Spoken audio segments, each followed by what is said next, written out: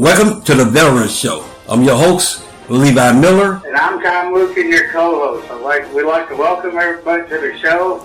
Our guest today, we have Bob Kern returning, the author of We Were Soldiers 2 book series. And Bob, I'd like to welcome you again to the show. Well, I appreciate you guys having me back on. Anytime, Bob. Anytime. I'm trying to think where we dropped off last time, but that's all right.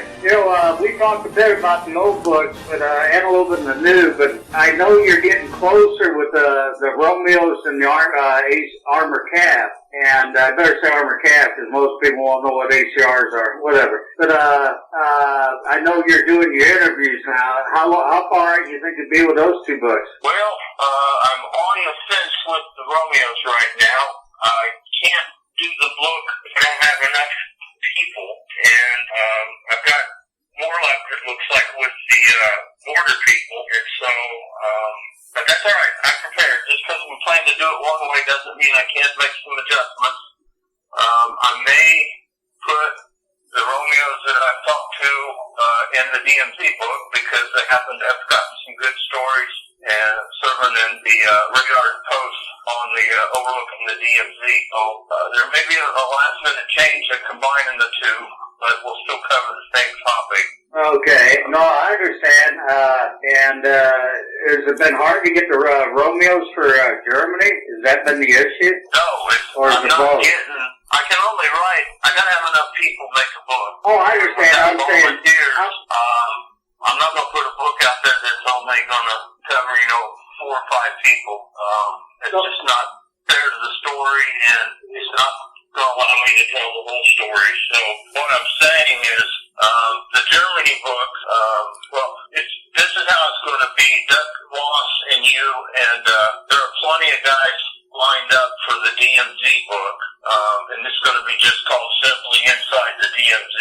I've got the Romeos that I've got have all served in Korea and have served down in the radar posts that overlook the DMZ, so that's an easy tie-in. And that book will end up being a lot bigger than most of the books. It'll just have more chapters, but that's fine. And then I won't have the Romeos as a separate entity unless they start, reaching out to me. Well, I was going to say, with the bigger DMZ book, that'd be great. Kind of mix up with the first one where I know you had a problem getting people to do it, but I think there's been a surge and after people seeing the first one, now we got more people willing to do it.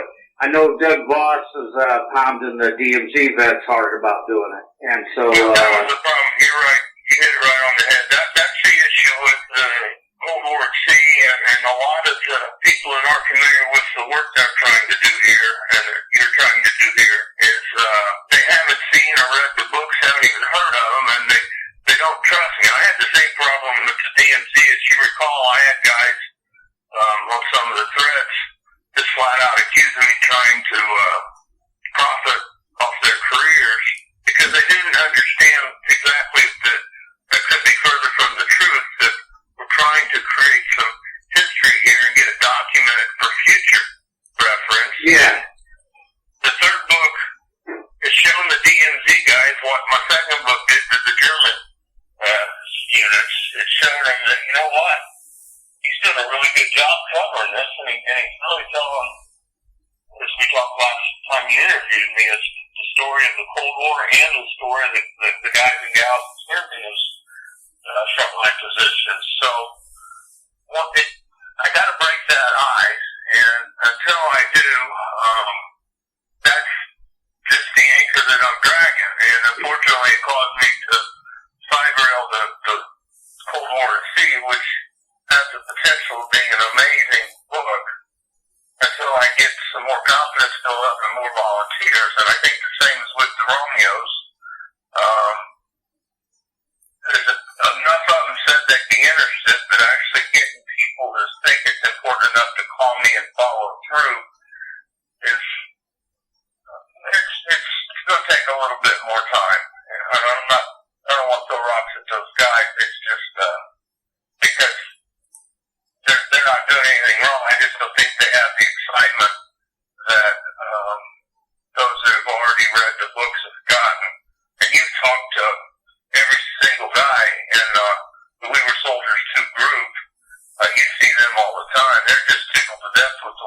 handle their critters. Oh, yes. And proud that they are even in the books. And so I think once more people start seeing this in future books, I won't have to keep shuffling titles around because I'm not getting enough phone calls. I think that's the hope.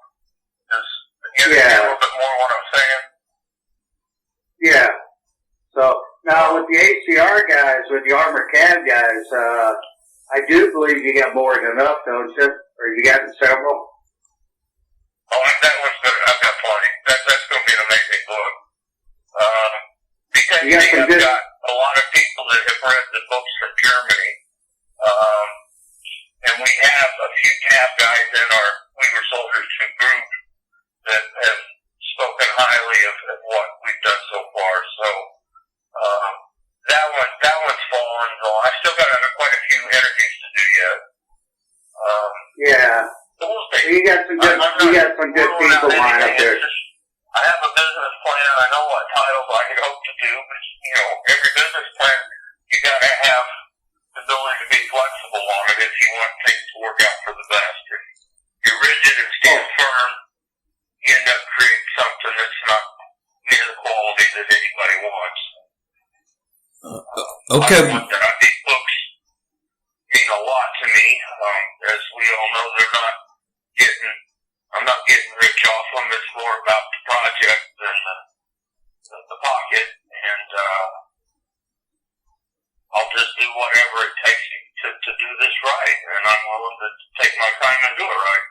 Right. Well, Bob, I'm available anytime you want to interview me. All you got to do is call me. Yeah, I know that. Yeah, okay. You're already locked in. All right. Yeah, we make sure that, Levi.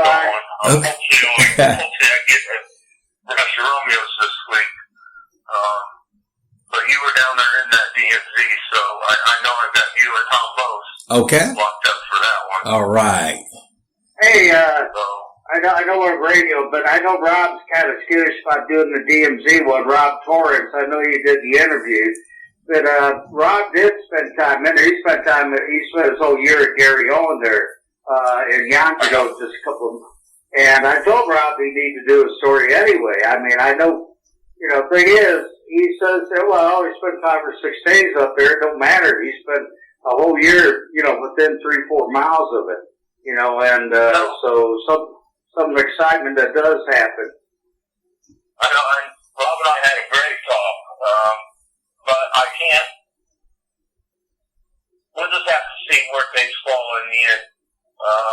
There are a boatload of people lining up to be in this second DMZ book. I don't think I need to use Rob, and I told him that I want his career in Germany was awesome.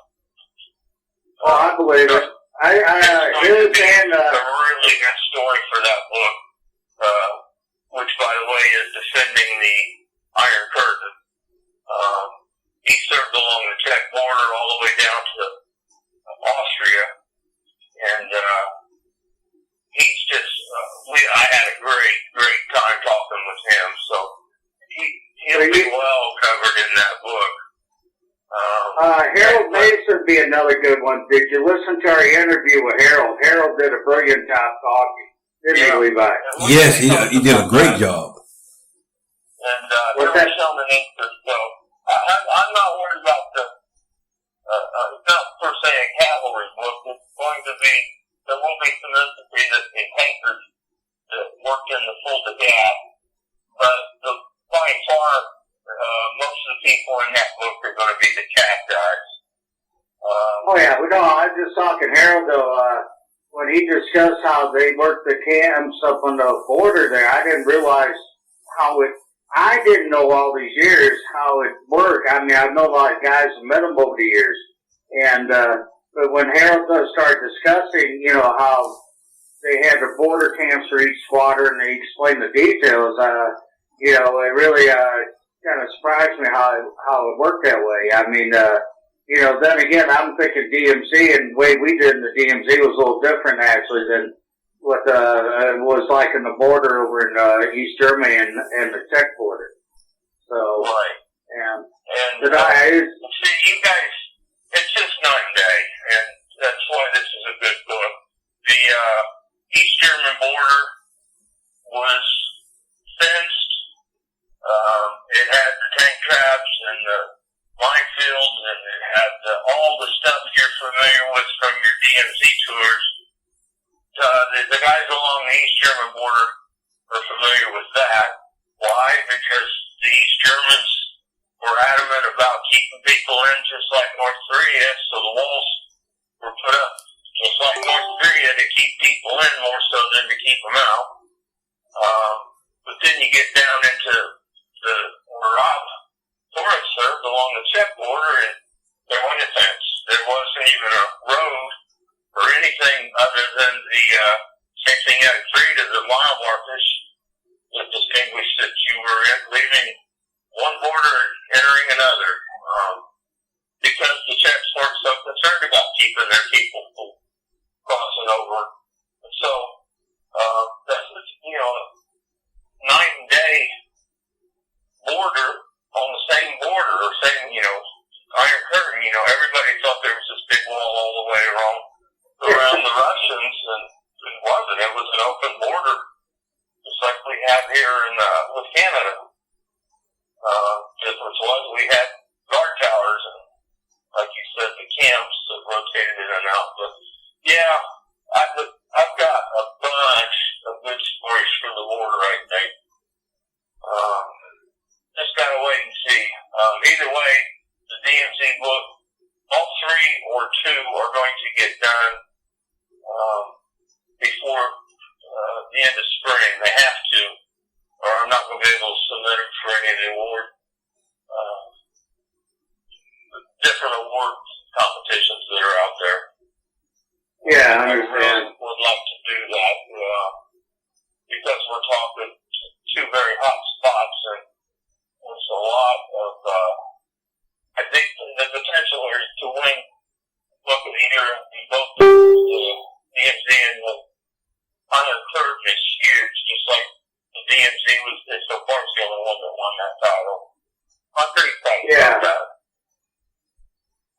Well, I totally understand that because, for basically 45 years, that was 2 major fronts there that we sat on. More than people realize. Everybody knew we were Cold War, or let's say as kids. I remember even as kids in school, we used to have it, and I told this to my sons, they looked at me funny. I said, in school, we used to practice for atomic bombs. In school, similar to like you would tornado drills and so on. Or actually, I think it was different. I'm trying to remember back almost 50 years. But the Cold War, in general, we grew up with it and served in it, and so it was a normal thing in our day. And people, we were 20. You really, if you base it off after Desert Storm, and when we turned the DMZ, our last sector over to the ROC Army, the Korean Army, we're 26 years out now. It's really, time is moving away quickly since the wall came down and since we pulled off the sea. And that's why I think, that's why the Doug and I, it's gotten more important than pushing the stories out there so people know what we did. And, and I guess it's not we want to be, feel more important than somebody's done Vietnam and so forth. But I think it's telling the story, what, the sacrifices that have to be made down there, that we had to make. And it wasn't, there were sacrifices to have come. It's a part of history, sacrifices and all, but it's been ignored, and quite honestly, now's the time to be telling the story, because you talk about it being 29 years, but the truth of the matter is it's full circle. We are right back where we left off when the Cold War ended, because you've got a Russia, we talked about this last time, flying in airspace that they shouldn't be, and testing everybody's resolve all over Europe. And just saw on the news this morning that North Koreans tested another ballistic missile. First time they've done it since we've had this new president. So I think you're going to get a little different response out of Washington this time.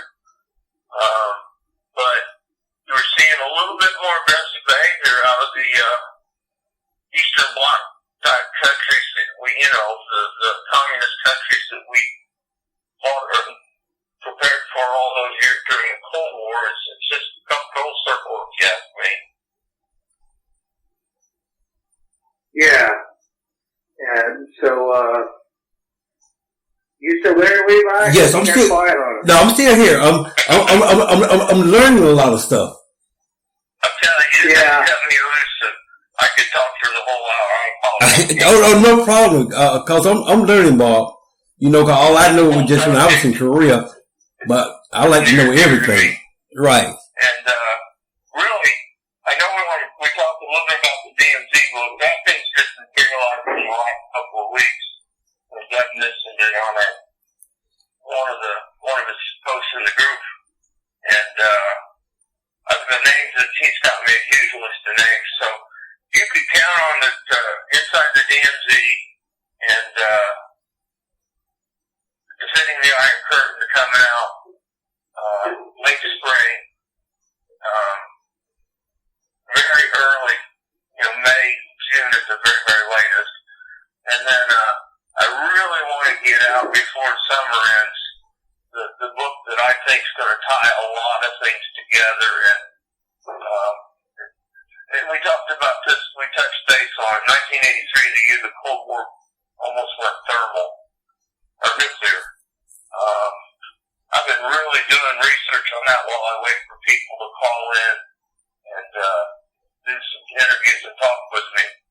And there is just some amazing stuff that Reagan had us doing just to make us better and to show that the Soviets that we weren't going to back down.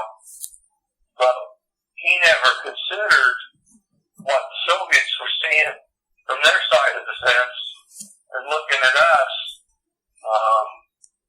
They were losing control in North Korea, as we've seen in some of the UNC reports that were coming out.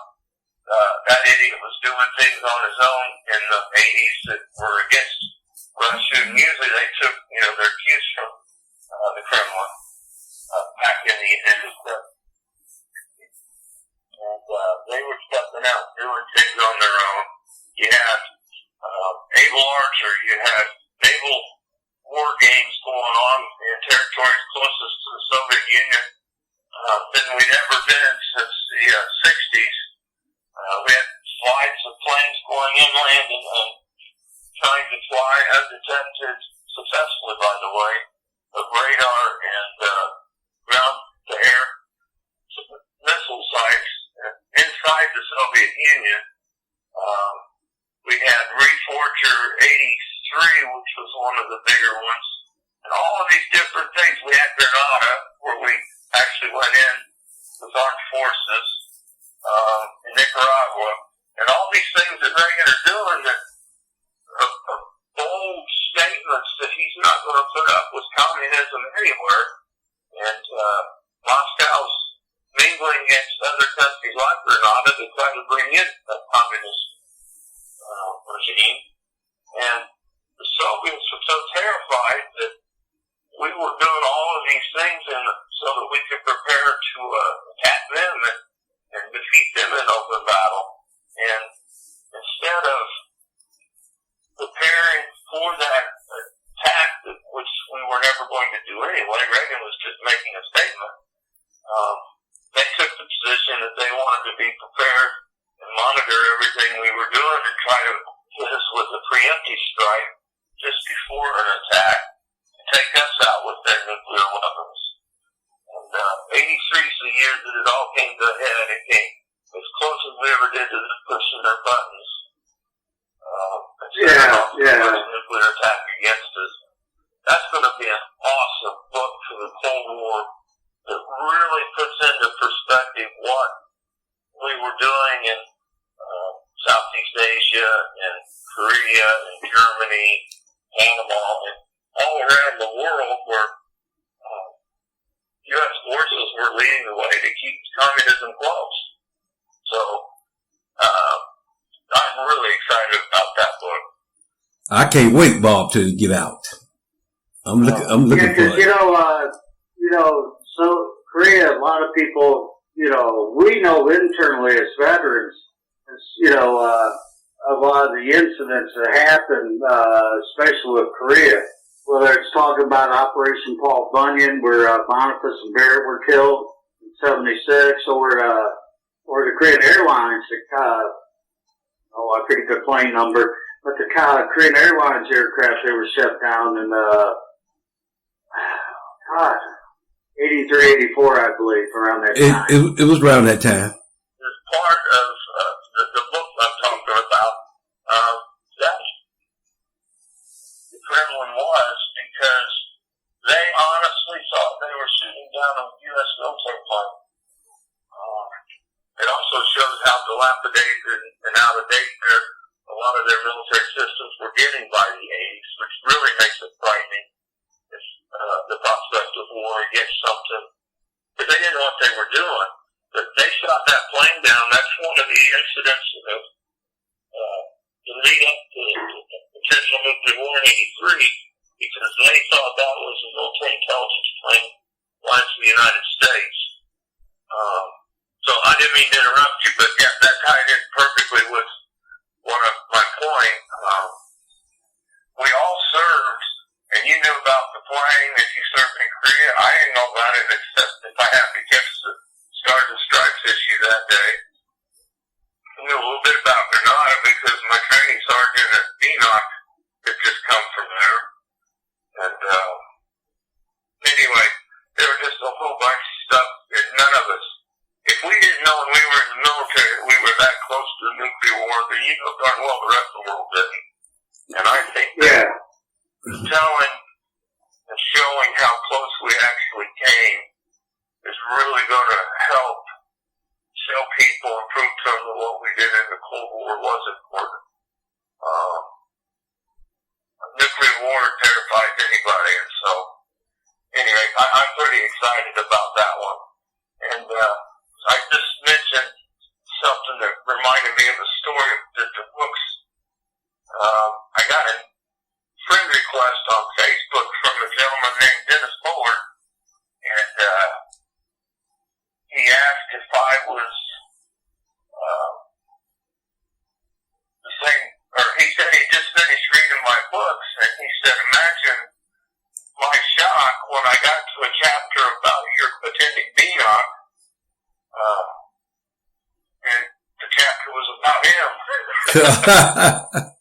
I don't know wow. Maybe I told you that last story, but yeah, all the people in the world, he has to bought the book randomly if he's interested in these things.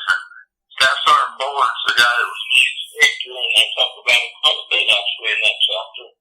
Especially the fact that he had just come back from the Navy when we're teaching the course, but yeah, small world, isn't it? Yes, it is.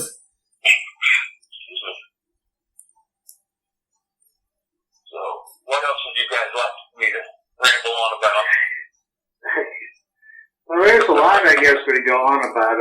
Now, let me. I know we're still venturing on the DMZ book number 2 here, as I call it, so I keep myself straight. But I know Doug Voss is pushing hard on it, and actually. We had an interesting time with Doug on the show a couple of weeks ago. In fact, Doug Voss and Levi here overlap. Oh yeah. In Korea, if you didn't know it, Bob. So they were in the same unit. It's a small world there too. Yeah, and that was the first one. I know, I got in touch with because everybody else I couldn't find nobody that was in my unit. Yeah. You knew him from over there and you got in touch with him. Right. Oh, that's so cool. All made possible by Thomas. Right, Thomas? Thomas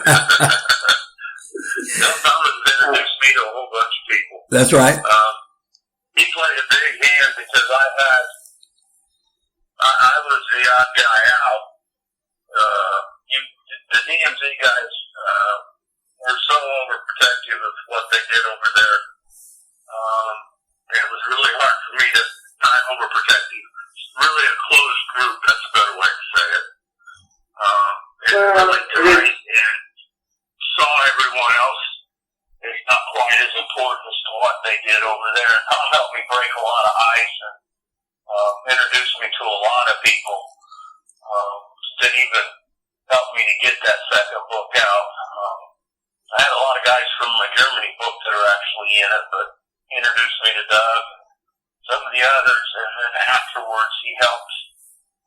He needs to be more welcome amongst the DMZ guys. And quite honestly, I think we're finally painting a little better picture with everybody. Doesn't it, Tom? That they see that everybody's jobs are important.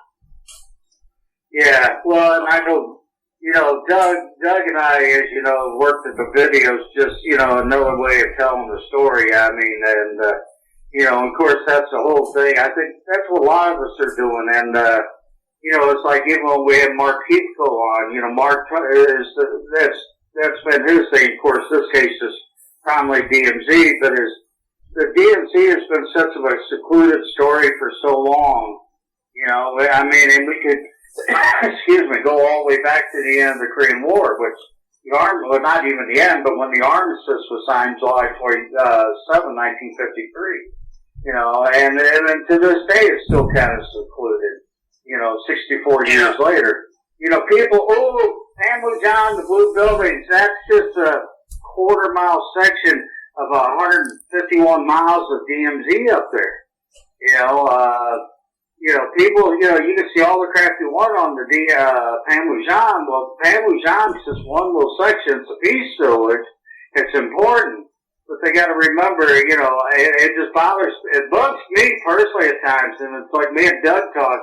I said, here we are trying to push videos out. I said, what are we doing wrong? I see somebody went up there and waved to the North Korean Guard from the Blue Buildings from Panmunjom, and they got 400,000 hits on their YouTube video. Here we are, we didn't go up there waving the guard. We were shot at by the guards or whatever the case scenario, we pulled missions up there. That's right. And it's like, it just kind of, it's like, people get a false perpetuation of what the DMZ is like because all they see is Panmunjom. It's like, okay, when, John Smith went up and spent a half a day up in the Panmunjom, that's not the DMZ, as perpetuating their pictures or videos. It just, I don't know. It gets kind of and before my book came out, a lot of the DMZ guys closed ranks and kind of just said, you know what, we know what we did, heck with the rest of you. And it was hard to break through that, because if you look at a lot of the DMZ guys, that's all they ever did. I mean, you got down there and did that job, and as life-threatening as it was, you guys didn't want to leave. That's true. It is true. I mean, most DMZ guys have either pulled, through their enlistment one tour in Korea and then one stateside and got out, or they were lifers in Korea. You talking, Mark? Well, he's an example of a lot of guys that served in the DMZ.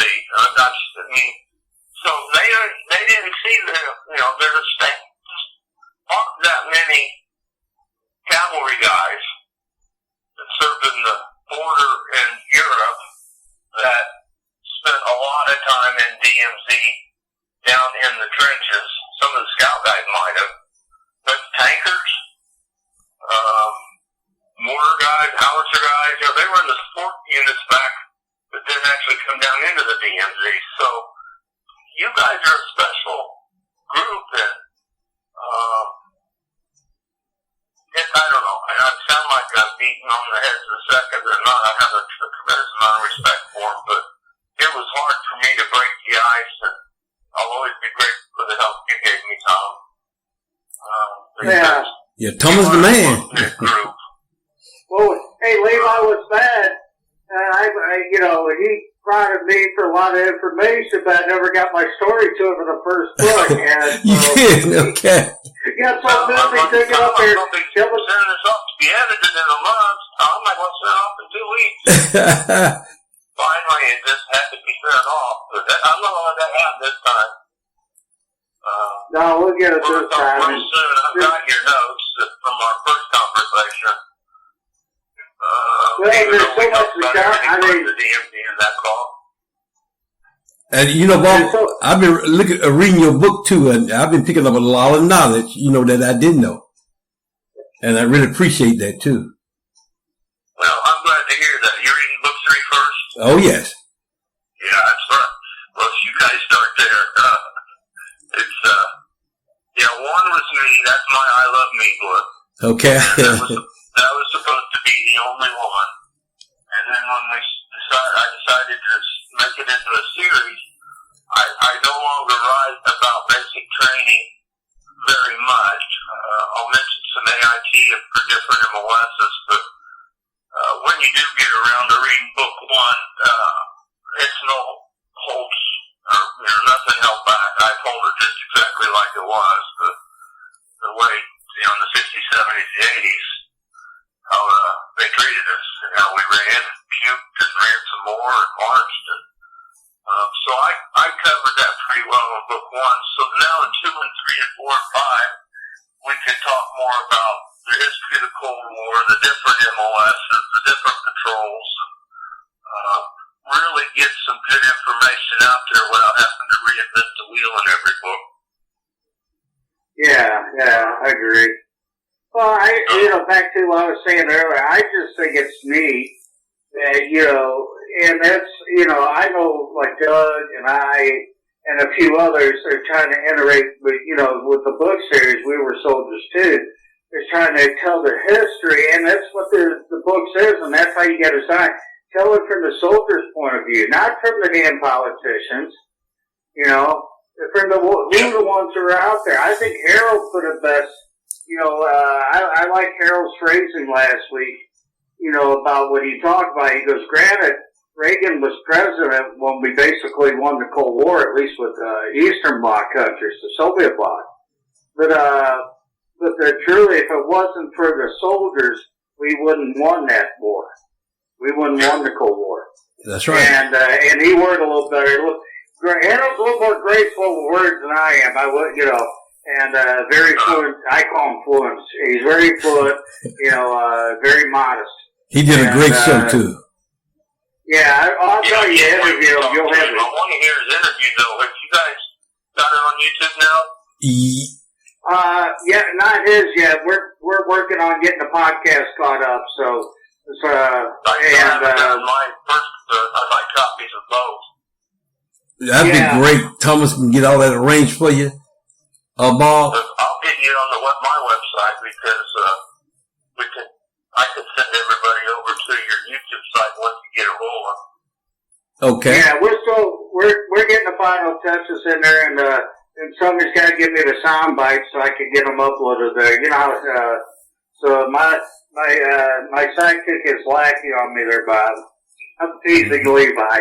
Yeah. Well, Thomas, you helped me out a lot.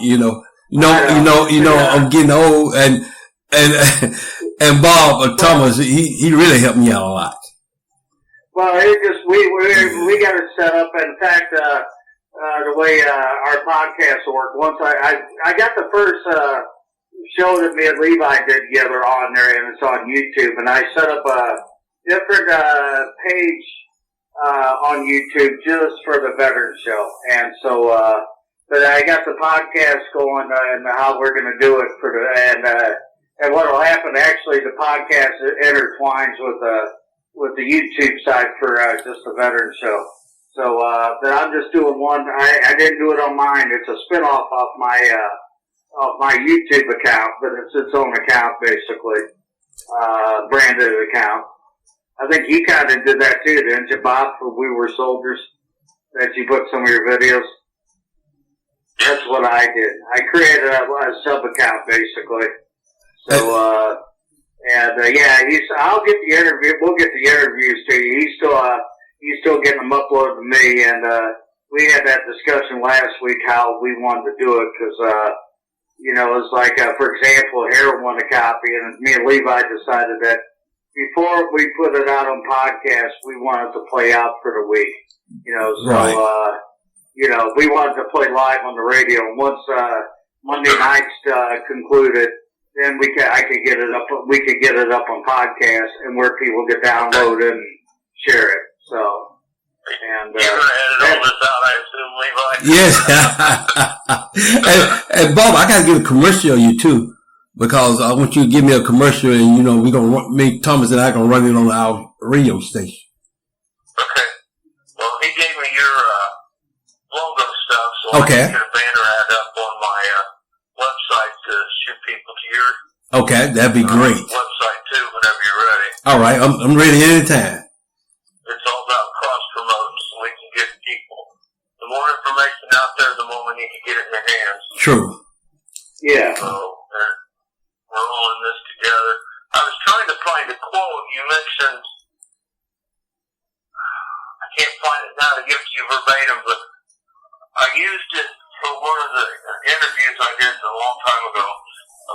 And it's Jack Nicholson's quote from when he was on the stand for Gitmo, and he talks about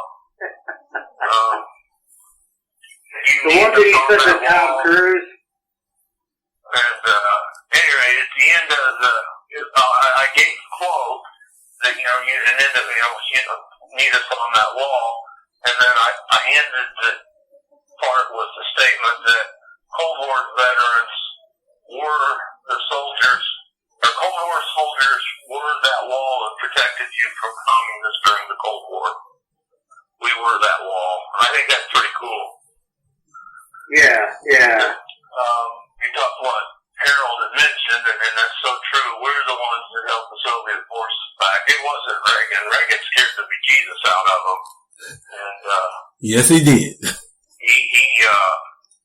He had them on their heels, but we're the ones that held them in place all those years. And anyone that knows anything about communism knows that it's designed to fail because you cannot support the people and a huge military financially, and with them pouring all their money into their military to stay and be ready to fight us, who was more ready on the other side. They imploded. And that didn't have anything to do with Reagan or Carter or Eisenhower. It didn't have anything to do with any of them. It had to do with the guys in green standing in the trenches, rifles pointed at them, day in, day out. So we're the reason the Cold War, that wall came down. Oh, yeah. So, Reagan was a good bluffer, too, Look at the Star Wars, of course, I guess it could have came true if I had to, but he did a good job bluffing with the Star Wars project that never happened. It was all a big bluff, but they took it literally.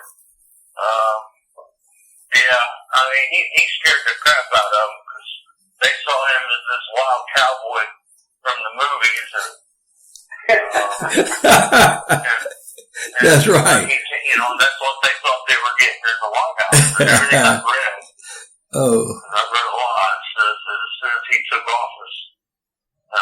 1983 is just 2 years after, and the build up to their getting ready to push the nuclear buttons happened. Code Ryan, they implemented in March of 81, 2 months after his inauguration. So, he scared them. Yeah. But yeah, and I like he tells the story. You know what's really the most rewarding? I like getting people to read a book and tell me, you know what, I had no idea this is what you guys were going through. And that's a wonderful thing to hear from somebody that's non-military. But the biggest reward I get is when a veteran tells me, you know what, I served in Korea. You made me remember the smells, and I've forgotten what it was like to do this. And I actually learned some things about being in Korea that I didn't know when I was over there. And that's when, you hit it out of the park, when you're teaching veterans things they didn't know about their own service, and you're bringing back good memories. Yeah, you brought a lot of memories back. That's right. I get that all the time. And you read a lot of the book reviews. They're mostly the same. I surveyed cleaners from blah, blah, blah. This book brought back so many memories. That's pretty cool. Oh, yeah. And what's nice, even though you only had, 9 people in the first book on just the DMZ, yeah. You still had a variety of people in the book from the different eras who served up there, and even then you still had, it's like I tell you that because you went to send me the DMZ book, you accidentally sent me the Germany book 2 first, and I tell you what, I sat down and I read that book, I enjoyed it. I'm glad you made a mistake. I really got a lot out of the book, and some of it too is that my time in Germany's only been reforgers. You go out in the field and do nothing, and hide the guest house, and, of course, end up back in Grafenwehr, go out on a tour occasionally, and then live at the beer tent. I mean, because you're bored to death. But even reading the Germany books, being like you, a soldier of the 80s, just some of the nostalgia of what we did, whether it was in, overseas or even in the States. It just brought back memories of times I haven't thought about. And that's, a lot of it I got out of it too. Of course, you gotta remember in the States. Yeah, well, you gotta remember in the States, when your states like Fort Carson, Fort Riley, you were training to go to war in Germany. That was our mission. Yeah. So. Most of them, when you got out, the Pacific, the guy stationed in Japan, Hawaii, and the Philippines, you were for mobile rapid deployment for Southeast Asia, Thailand, Vietnam, and those countries. But, and I think, I don't know where West Fort Ord's primary mission was. I would assume it was Europe also. But yeah, Fort Knox, I had 48 hours to hold the enemy, and life expectancy of 48 hours in Germany. In infantry, it was much less than that, but 48 hours we were supposed to hold them. Well, Fort Knox was one of the 48 hours that was supposed to replace us. The Slave Brigade. When I was there.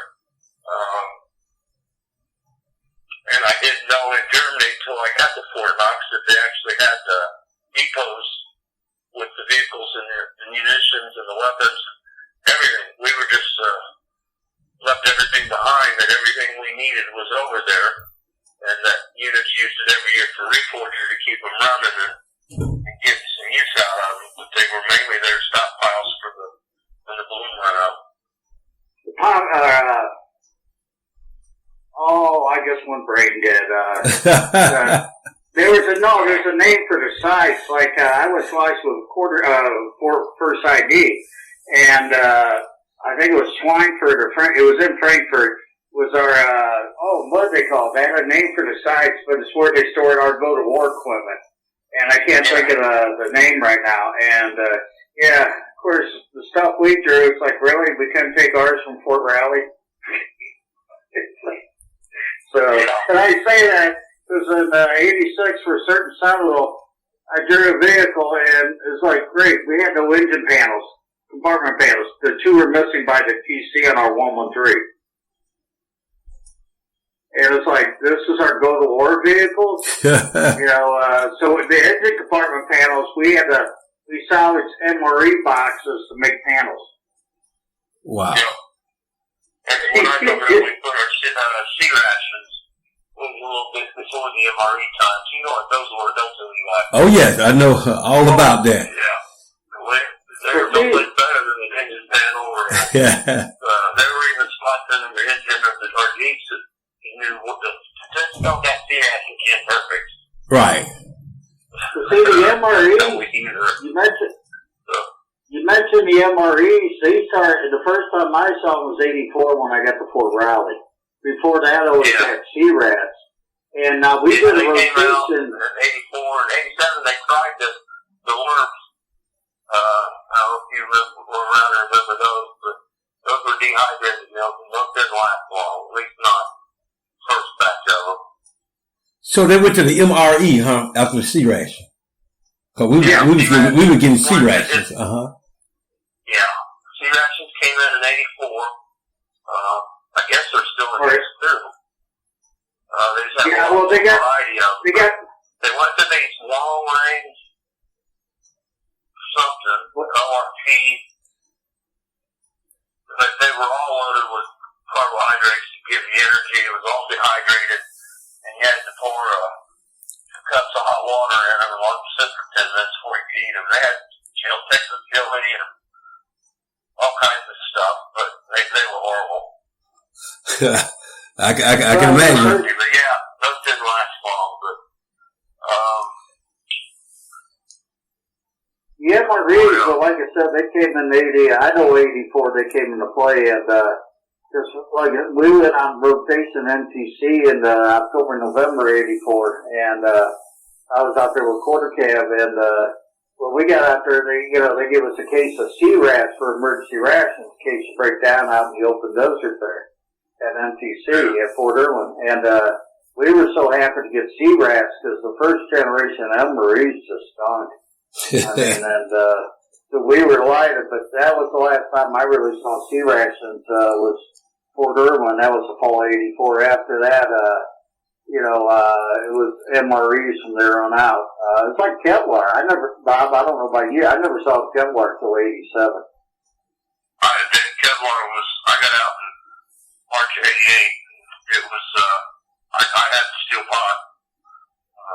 My entire, and we had the olive drab, the tags, and we went to the, Forest Camos, sometime in '82, I think. And we stayed near that, boys. They got rid of khakis and all of that around the same time. And just stick with the Class A and Class B. And then, I never saw the desert fatigues or any of that stuff. They did bring, because I remember it was Attack 84 at Fort Riley.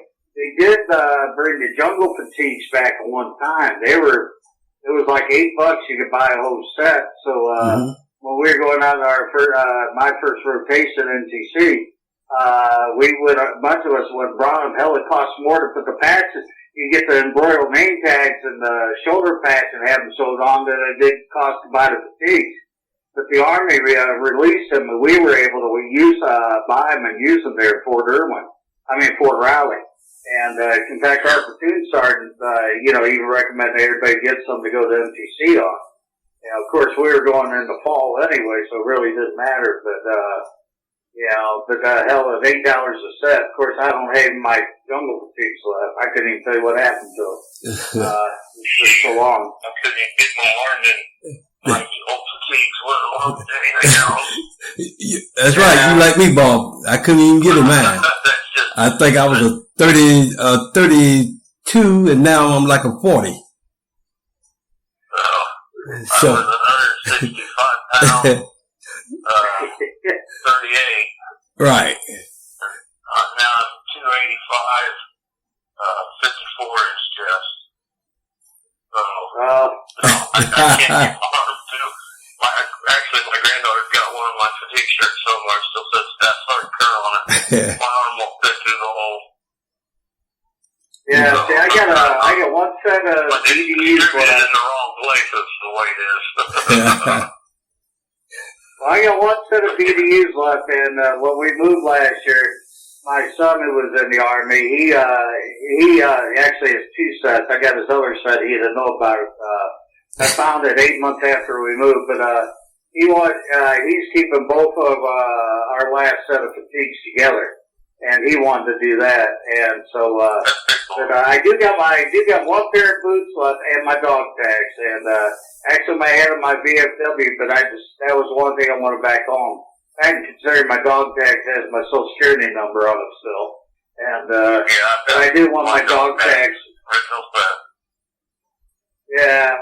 So, well, but I did. Anybody ever noticed my... I liked all the medals on it, so I, got out and went to a wedding girl phase, I guess, because I had it mounted in a wedding dress box. Oh, wow. So it was preserved. Yeah, I still got that somewhere out in the shed. Yeah. Well, I'll give you one more quick story. It looks like we're running out of time, but you had mentioned, just a small world story. Okay. Rob and I were stationed in Germany at the same time. I knew that when I called him when we talked the other day, Florence. But we were actually both at the same all-day concert in Nuremberg while we were there. I don't know if you were in Germany, but they used to have these concerts with 8 of the biggest bands in the States. They come over and play all-day concerts in Germany. And we were both there, probably within 50 feet of each other. Cause he told me where he was camped out standing, and I was just 50 feet away from him. How's that for a close world? Never met him. So that's kind of neat. But you know what we find? It's just it's a brotherhood. There's just bonds that tie us. Look how quick we became friends, Tom. It's like we've known each other our whole life. Same with you, Levi. Yeah, that's right. Hey, like you say, it's a brotherhood. It's just like you slipped into it like you've known each other your whole life. That's right, especially with Thomas. That's right. Oh, yeah. Tom's never met a person he didn't like, I don't think. Right. Yeah, because Thomas and I started talking, and we talk all the time. Oh, yeah. Him and I got together to talk about his portion of the book, and we talked for 3 hours and hardly pumped the DMV. Yeah. Didn't we, Tom? Yeah. Well, and I think sometimes, including my wife even, non-veterans don't understand. When veterans talk amongst ourselves, we don't have to explain ourselves. True. We walk similar ground. We walk the same ground, basically. We understand each other without saying anything, because it's a sense there, because we both did the same duty. And I think it's so relevant if you're a veteran of the Navy, Air Force, Army, Marines, and so forth. We did our duty, and we know it. And if we sense that in each other, we don't have to explain ourselves. We talk the story, the good story. What's that? That respect is already there, so it's an unquestionable friendship right off the bat. That's right, because, it's hard for me to talk to somebody, that haven't been in service. It's very hard. Yeah, and I find it, I'm like Levi, I find it's hard to talk to people because, I've had people just look at me like you're full of crap. And it's like, if you haven't been where I have, then you don't know. That's right. And I find it funny sometimes, like somebody talk about it, a civilian, they go pay, I forget where it was, somewhere earlier this year, it was somewhere where it was like $100 for a helicopter ride. Oh, I know what it was. It was here in town in Troy. And I'm thinking, $100 for a ride? I thought, hell, I used to get paid to ride those things. Yeah, that's right. Back in the days. That's right. I said, I'm not going to pay $100 to do what I was, what I was missing to do, I said, riding a helicopter. It's like, my God, I've ridden all kinds. I'm not going to pay $100 to do it. I enjoy riding in helicopters, but it's like $100, and it's like, okay, it was a Huey. I've ridden a Huey before. It's like, that's all right. I'll save my money. I got to jump off here, fellas. I've taken my medicine, and okay. I can feel the fact that unless you want me singing Simpsons here in the next half hour. Oh, that's all right. Okay. I'm just messing with you. Yeah, I'm messing with you. But before... We might let you and I talk this week. Okay. Get your stuff down on paper, and then we can talk about it commercial stuff too. Okay, that sounds great. We're glad to have you on the show also. All right. Well, I appreciate the invite. Anytime you need to holler at me. Okay. It's always good, buddy. Always good pleasure talking to you. Hey, Bob, the one thing I would like to do, and that's you're always welcome to the show. But when you start getting the next book or books out, we definitely got to have you on the show as soon as you're ready. Push the books so we can push the books, the new ones. I mean, you always want to push the old ones. Okay, well, I'm going to be pushing a lot on our end, Thomas and I. We definitely going to push the book. Oh, yeah. So, the thing is, still with the shows, I like, me and Levi have talked, since this is still a kind of a new adventure for both of us. But, I like bringing the guests on, and, I've talked to some other people, and they seem kind of skittish. I said there, I don't, I want to bring on the common folk. We don't need some 4-star general on here. I don't need, whatever. We want, right. Bring the soldiers on. And that's been my real thing. As like you do in the books, let's bring the common soldier on. Let them tell their story, and, what's that? I said that's where the story's at anyway. That's right. Oh, yeah. And it's like next week, before we let you go anyway, I know we're getting close on our time. It's like next week, I get a veteran coming on, female veteran named Sarah Mendez. She's come on, and I'm going to have Sarah talk, and she spent time in Korea, although not up in the DMZ, but she was over there based out of Camp Stanley. And, it's been, our thing too is I want to get, bring people in from different backgrounds and who serve in the different parts, eras of the military. Of course, I'm looking to be more wide variety. But, but it's just getting the soldiers on to do their stories. People go, why are you asking me? Because I go, I want you. We want you. I don't want anybody up there who's, we want the common soldier like we were. There you go. And, cause it's always been that you never hear the soldier story. You hear, the guy was a brigade commander or he was a battalion commander then, but he's retired 3-star now. You don't hear about the Sergeant Smith or, and so forth. And, and I think, back to that, I think all of us, that's our goal. Whether it's you, Mark, Levi, Doug, it's telling the story of the common soldier. That's what we're trying to do here. That's what we're all trying to do. That's our ultimate goal.